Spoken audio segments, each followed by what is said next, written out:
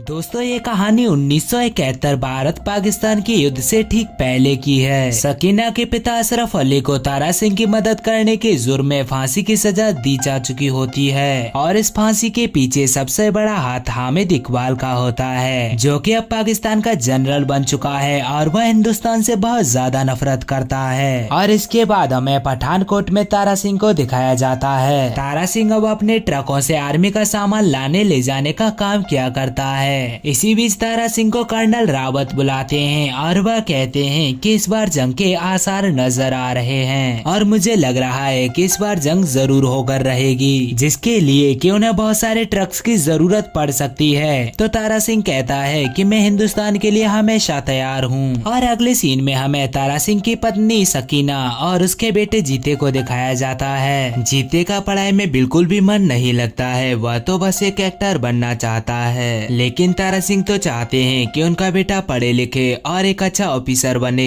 यहाँ पर जीते बाइक की भी डिमांड करता है, मगर तारा सिंह साफ मना कर देते हैं। इस बात पर जीते गुस्सा भी हो जाता है और यह देखकर तारा सिंह को काफी बुरा लगता है। तो वह एक दिन उसके बर्थडे पर उसे एक बाइक गिफ्ट कर देते हैं, जिसे देखकर के जीते खुश हो जाता है। और कुछ दिनों बाद तारा सिंह जीते को फिर से समझाते हैं और वह कहते हैं कि मैं नहीं चाहता कि तू मेरी तरह एक छोटा मोटा ड्राइवर बने। वो बातें कर ही रहे थे कि तभी तारा सिंह के पास कर्नल रावत का कॉल आता है। वह बताते हैं कि दुश्मनों ने हमारे ऊपर हमला कर दिया है और वह बहुत तेजी के साथ आगे बढ़ रहे हैं और आगे जो हमारे सैनिक हैं उनके पास असला बारूद थोड़ा कम है, तो तुम्हें अपने ट्रकों से असला बारूद को उन सोल्जर्स तक पहुंचाना है। लेकिन एक सोल्जर को अभी भी तारा सिंह के ऊपर डाउट था कि वह यह काम कर पाएगा या नहीं। तो तारा सिंह कहता है कि दुश्मनों से पूछना कि तारा सिंह कौन है। तारा सिंह अपने साथियों के साथ ट्रकों के द्वारा असला बारूद को सैनिकों तक पहुंचाने लगता है। लेकिन यहाँ पर दुश्मन उन ट्रकों को रोकने की कोशिश करते हैं, जिस वजह से कई सारे ट्रक वहाँ तक नहीं पहुँच पाते।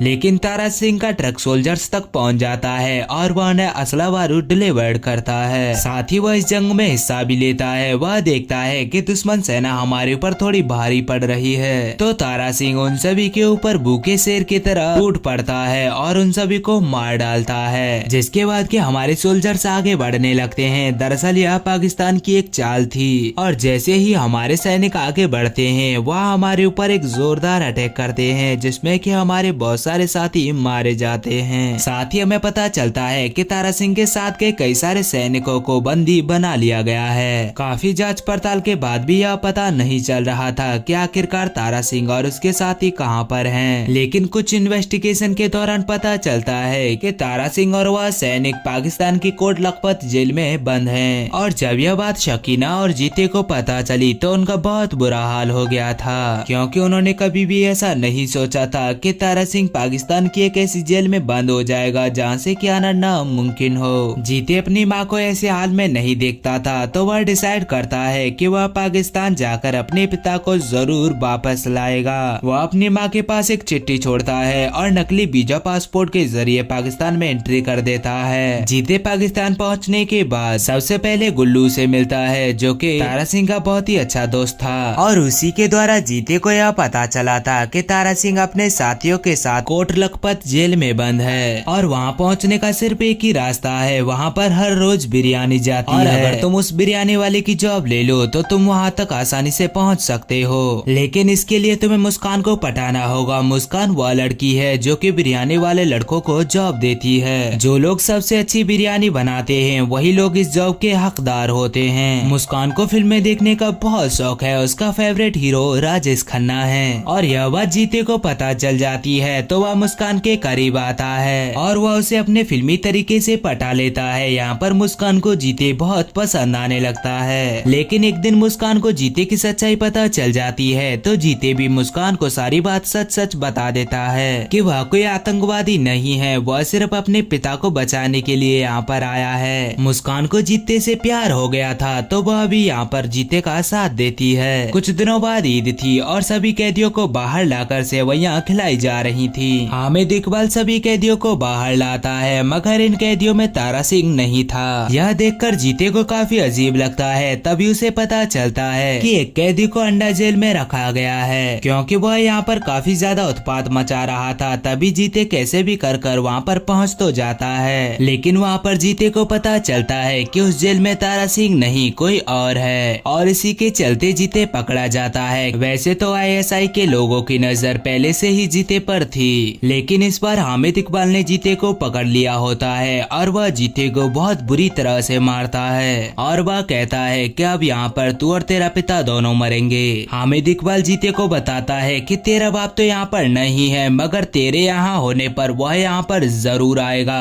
तो जीते कहता है कि तुम दुआ करना कि मेरा बाप यहाँ पर ना आए। अगर मेरा बाप यहाँ पर आ गया और उसने मुझे ऐसे हालात में यहाँ पर देख लिया तो वह तेरे इतने चीतड़े करेंगे कि पूरा पाकिस्तान नहीं गिन पाएगा। इसके बाद हमें पठानकोट का सीन दिखाया जाता है, जहाँ पर कि शकीना तारा सिंह की तरफ दौड़ रही होती है। दरअसल तारा सिंह वापस आ गया होता है और तारा सिंह बताता है कि जंग के दौरान वह किसी भी दुश्मन सेना के हाथ नहीं लगा था। दरअसल वह बेहोश होकर नदी के किनारे से दूसरी जगह बह गया था। वहाँ के कुछ लोग उसे हॉस्पिटल में लेकर गए, लेकिन वह काफी दिनों तक कोमा में था और जैसे ही मुझे होश आया मैं यहाँ पर आ गया। जिसके बाद कि तारा सिंह को सकीना के द्वारा पता चलता है कि अपना जीते पाकिस्तान में है और वह तारा सिंह को सारी बातें बता देती है। यह सुनने के बाद तारा सिंह बौखला जाता है, क्योंकि उसे पता है वहाँ के लोग उसके साथ कैसा व्यवहार करेंगे। तो तारा सिंह डिसाइड करता है कि वह अपने बेटे जीते को पाकिस्तान से जरूर वापस लेकर आएगा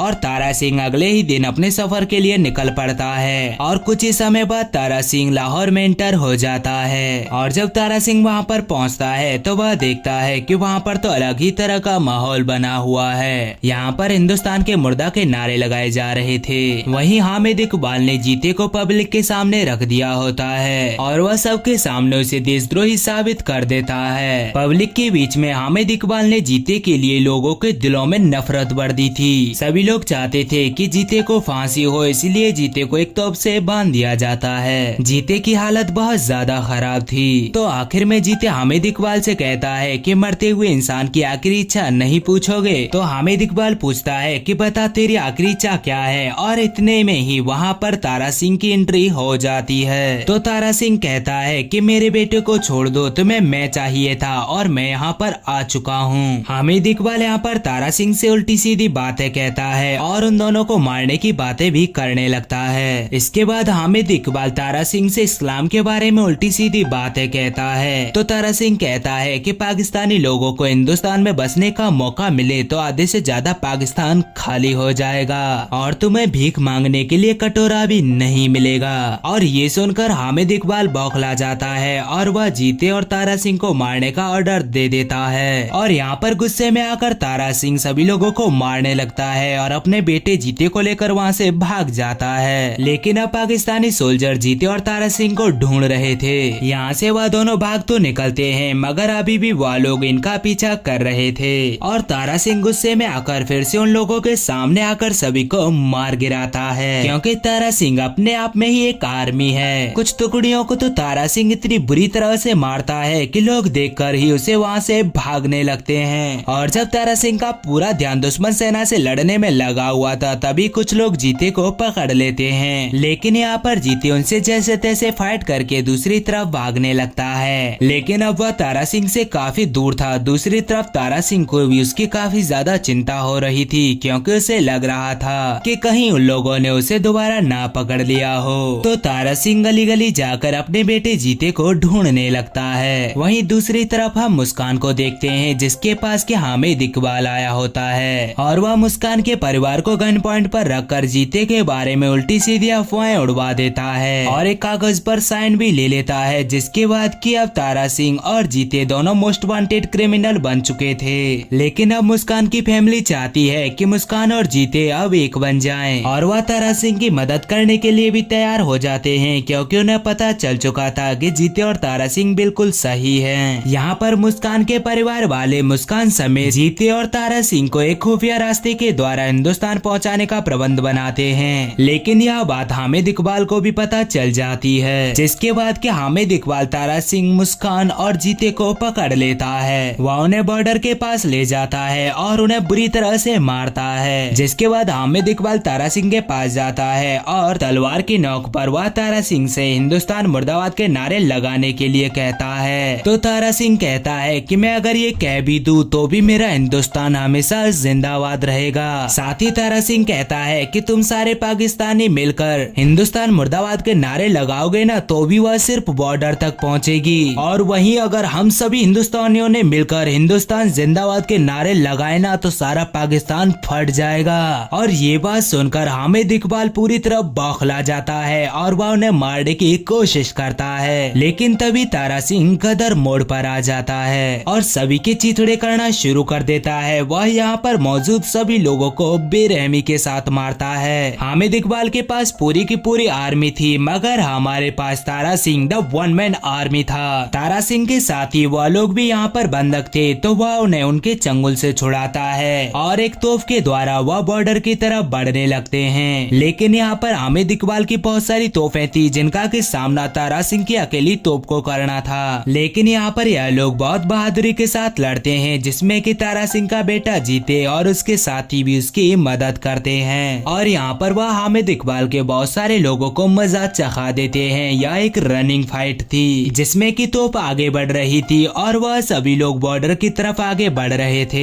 और थोड़ी ही आगे हामिद इकबाल उन लोगों को पकड़ लेता है। लेकिन तभी उसे एहसास होता है कि वह लोग तो हिंदुस्तान में पहुंच चुके हैं और अब हामिद इकबाल तारा सिंह जीते और उसके लोगों का कुछ भी नहीं कर सकता था, क्योंकि यहाँ पर पहले से ही कर्नल रावत उन लोगों का इंतजार कर रहे थे अपनी पूरी की पूरी फौज के साथ। तारा सिंह हामिद इकबाल को बहुत देर तक गीता और कुरान का ज्ञान देता है और इनमें से एक चुनने के लिए कहता है, तो हामिद इकबाल गीता को चुनता है और तारा सिंह बौखलाते हुए कहता है कि तू दोनों को चुन सकता था, यही फर्क है कि तुम लोग कभी भी नहीं सुधर सकते। लेकिन तारा सिंह यहाँ पर हामिद इकबाल को जिंदा छोड़कर वहाँ से जाने लगता है। लेकिन हामिद इकबाल अभी भी बाज नहीं आने वाला था। वह पीछे से तारा सिंह को मारने की कोशिश करता है, लेकिन उसके मारने से पहले कर्नल रावत के फौजी लोग उसे मार डालते हैं और आखिर में पाकिस्तानी सोल्जर्स भी हामिद इकबाल को गोलियां मारते हैं, क्योंकि उन्हें भी समझ आ गया था कि हामिद इकबाल बहुत ही गलत आदमी है। और कुछ समय बाद जीते अब फौज में भर्ती हो जाता है। मूवी के क्लाइमेक्स में हमें दिखाया जाता है कि लाहौर की गलियों में तलवार लहराती हुई भीड़ जब तारा सिंह को घेर लेती है और तारा सिंह को सामने एक हरे रंग का नल दिखाई देता है, जिसे देखकर कि वह लोग वहां से भागने लगते हैं और इसी के साथ यह मूवी यहीं पर खत्म हो जाती है।